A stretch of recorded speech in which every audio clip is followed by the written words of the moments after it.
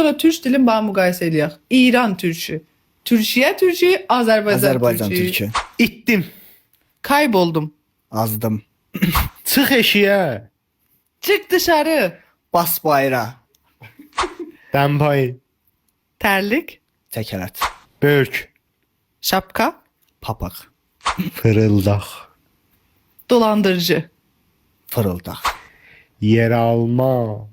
Patates. Kartof. Gədəbəy kartofu. Dəstçuyu. Tuvalet. Ayak yolu. Dazqıt. Tipsiz. Zəhləm getmiş. Cəhənnəm ol. Defol. Rədd ol. Rədd ol.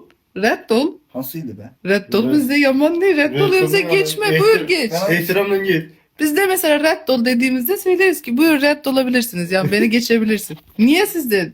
Biz arada yamandı. Bizde yaman der. Cana gəldim. Bıktım.